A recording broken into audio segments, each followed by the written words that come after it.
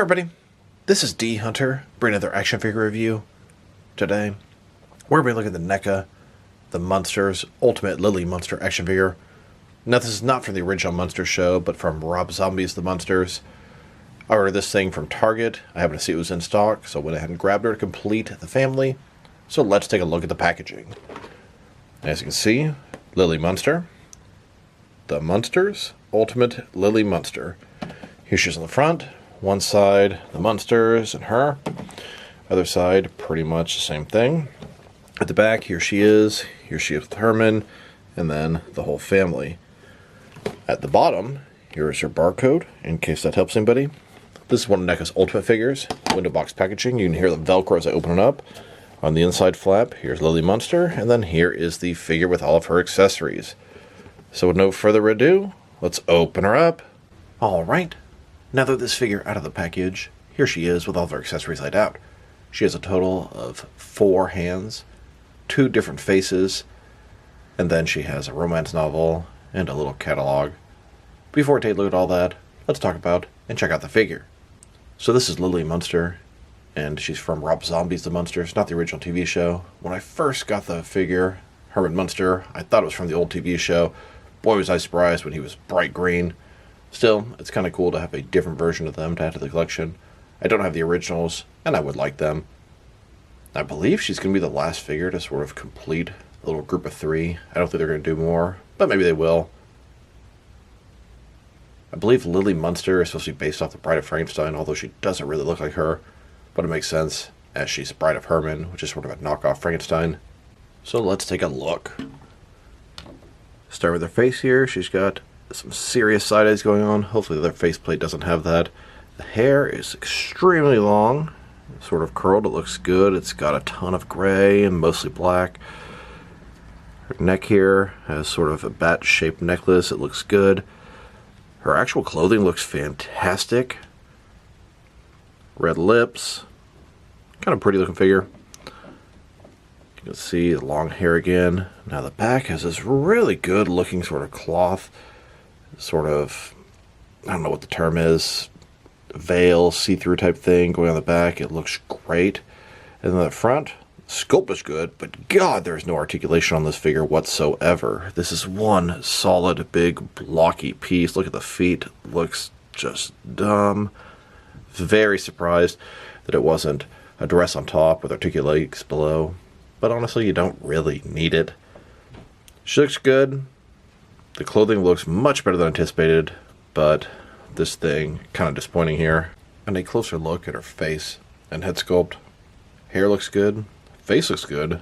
Just totally not feeling the side-eye thing.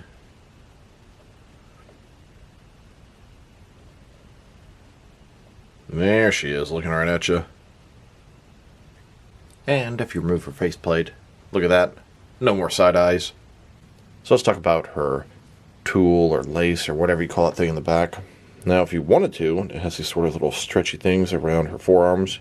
You could take your hand off, and you could probably pull that off. But you cannot remove the rest of it. On the back here, it's got this sort of little peg here, and that is not going to let you take any of the rest of that off of her. Now, it looks fantastic from the back, just really well done. And you can even stretch it out pretty far. And here's the figure, broken down as far as she can go, with all of her removable parts detached. Now let's check out her accessories, and let's start off with her hands. She has a total of 4 hands, 2 left hands, and 2 right hands. Here she is, with the first pair of hands. Her right hand looks like maybe it's a large gripping hand, could hold a large accessory, and her left hand is just pretty open. And here she is, with the other pair of hands. These hands look like maybe they can hold her book or magazine. I think it also look good relaxed at her sides. Now let's look at her faceplates. Instead of interchangeable heads, they gave her a couple different faces. And it's probably because she has so much hair, it would be expensive to add a second head with all that hair. Now one has a normal expression, but has the side eyes. The other one is smiling and has regular eyes. Here she is with her first face. This one has a slight smile, more or less normal expression, and then some serious side eye action going to the left. And here's her second face. This one is smiling, but her eyes are looking straight at you, so this is going to be my face of choice for her. And here she is with no face. This actually looks pretty creepy. She also comes with this magazine here.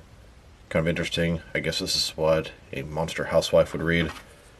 On one side, it says Better Tombs and Gardens. And then on the other side, it says Funeral Car. Little advertisements there. And then she also has this romance novel. Once again, great accessory for a housewife. I believe it says The Undertaker's Secret Life.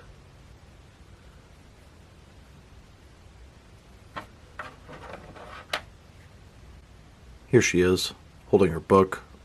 And here she is, holding the magazine, which you can only really sort of balance in her hand. Now they've taken a pretty good look at both the figure and her accessories. Now for her height. From bottom to the top of her head, standing at about 7.2 inches tall, which can translate to just over 18 centimeters. And now for her articulation. Starting with her head here. Of course, it can rotate from side to side. The hair is going to obstruct that, but you can actually move it if you really wanted to. You could rotate her head all the way around. She can look up and down a pretty good amount. Can tilt her head from one side to the other. Shoulders, ball joint, goes out about 90 degrees. And the sort of tool in the back has a pretty good range of motion. I mean, look at that. Go up just about that far before you stretch it to max capacity. She has single jointed elbow, goes in a little bit more than 90 degrees with rotation. Her wrist can rotate and it's going to be hinged as well. Torso is one solid piece. She's got a ball joint in her waist, rotate from side to side, and go forward a pretty good amount. And that is it. The rest is one solid piece of plastic. I really hate when they dip their feet. It looks so stupid. Why would they even put that there? Here's a look at Herman Munster dancing with his wife, Lilly Munster. Here's a look at Neca's entire Munster family. We have Herman Munster, Lilly Munster, and the Count. And like I said before, I believe this is one and done, or I guess 3 and done. I don't think they're going to make any more. But you never know. Honestly, I can't imagine these things sold that well.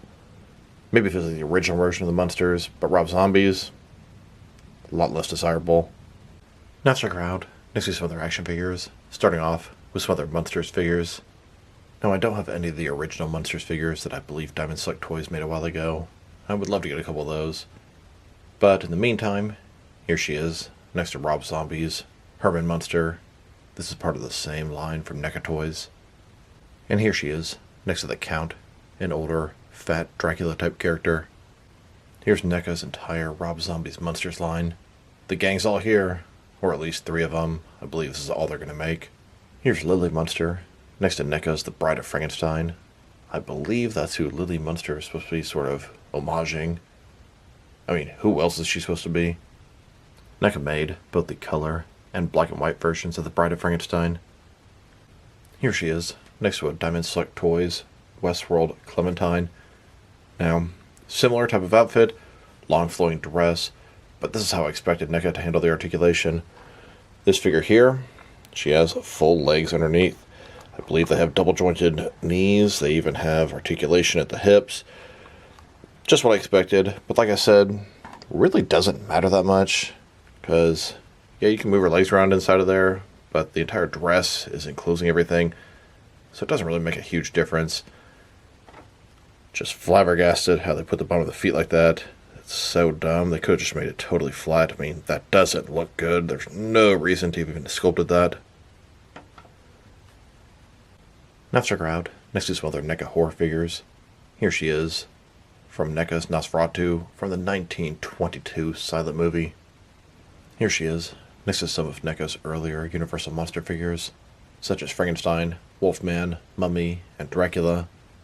Then, next to some of Neca's more recent Universal Monster figures, Bride of Frankenstein, the Invisible Man, the Phantom, and the creature from the Black Lagoon. And now, next to some more recent Neca Horror icons, Freddy, Jason, Michael Myers, Leatherface, and Pinhead from Hellraiser. Here's Lilly, next to some other Neca female horror figures, the Bride of Frankenstein, Annabelle, Tiffany, and the Nun. Now check her out, next to some action figures from different various companies, so we can see how she fits in, both scale and style-wise, in case you don't know which ones you can mix her with. Since she's a Neca toy, they're typically the 7-inch scale. I'm going to start off my comparisons with some of the larger action figure lines I collect, and work away smaller. But first, let's check her out with some of her Neca brothers and sisters. In front of you are 5 different action figure lines, all from Neca toys, all 7-inch scale. And now, next is some Jack-specific wrestling figures, and some DST or Diamond Select toys. Here she is, next to a clothing hanger. And here she is, next to some DC Direct and some McFarlane toys. Then, next to both some Mattel and Jazzwares wrestling figures. And now, with some Mezco and Mattel DC figures. And next, with some Mafex and Hasbro Marvel Legends. And finally, next to some SH Figure Arts and some Jazzwares Fortnite figures. Overall, she's a good figure, but she's definitely not great. I mean, she looks fantastic. The hair is good, the face is good, the sort of lace thing is good, the sculpt in her outfit is good. Her accessories, kind of on the weak side. I do find the book and the magazine humorous. Her articulation is also on the weak side, especially the legs. I'm just perplexed why they handle that way. I would have preferred to have fully posable legs underneath there, even if it's pointless. Just a personal preference of mine. Sculpt and paint job, they are pretty good for what it's worth. If I were to rate this figure, I'd probably give her a 6 out of 10. She looks really nice, but definitely has some disappointing aspects as well. So this is D Hunter. Thank you guys for watching this video. If you liked the video, press like below. If you have anything you want to say about the video, add to the comment section. If you want to see additional action figure reviews from me, press subscribe. I do appreciate when you do that. Once again, this is D Hunter. Thank you guys for watching this video, and I'll talk to you guys real soon.